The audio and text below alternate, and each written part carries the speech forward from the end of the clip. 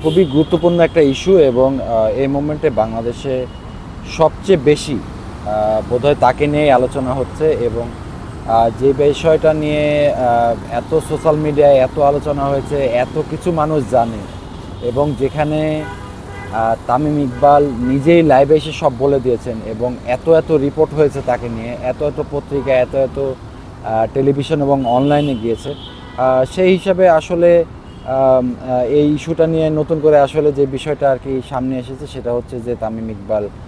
আবারও জাতীয় দলে খেলতে চান, কিন্তু জাতীয় দলে খেলতে হলে আসলে তাকে কী করতে হবে, কি ম্যান্ডেটরি মানতে হবে এবং কিভাবে তাকে এই বিষয়টা আসলে যেই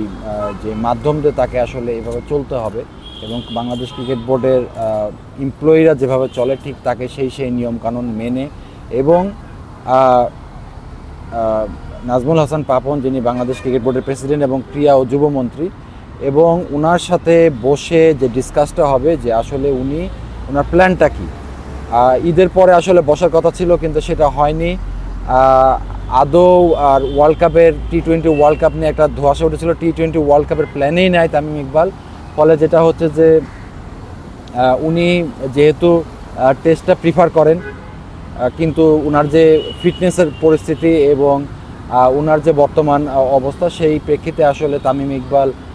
টেস্টে ফিরছেন না, T20 থেকে তো উনি নাই, সরে গিয়েছেন। যদিও একটা রিউমার উঠেছিল যে তামিম ইকবাল হয়তো T20 ওয়ার্ল্ড কাপে খেলতে পারে, আসলে তামিম ইকবালের T20 ওয়ার্ল্ড কাপ খেলার কোনো সম্ভাবনাই নেই, উনি আসলে পরিকল্পনাতে নেই। আর যেই বিষয়টা নিয়ে সবচেয়ে বেশি এখন সোশ্যাল সাইটে আলোচনার মধ্যে রয়েছে সেটা হচ্ছে যে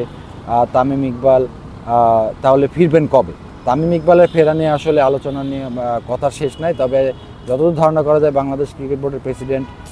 নাজমুল হাসান পাপনের সাথে উনি যদি বসেন এবং সেই বসার পরিপ্রেক্ষিতে ভারতের একটা সিরিজ রয়েছে, সেখানে তামিম ইকবালের একটা ফেরার সম্ভাবনা রয়েছে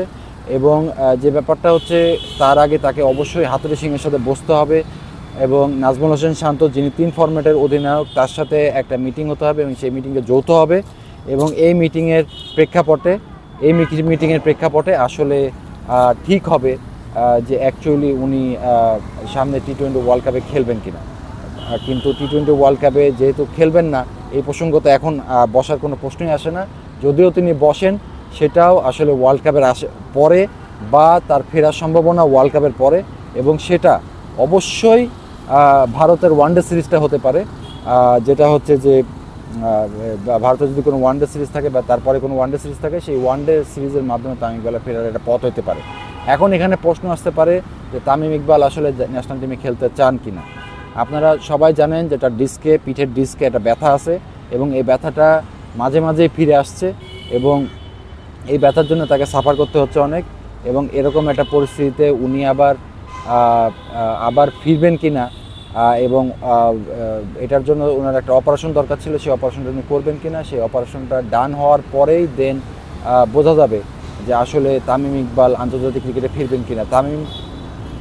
যতই বলুক যে উনি আন্তর্জাতিক ক্রিকেটে খেলবেন না, কিন্তু তার মনে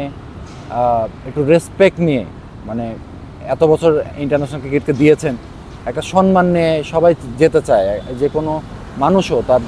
যে কোনো জায়গা থেকে সরে যেতে চায় একটা সম্মান নিয়ে। তো তামিম ইকবাল এটা ডিজার্ভ করে এবং তামিম নিজেও চাইবেন যে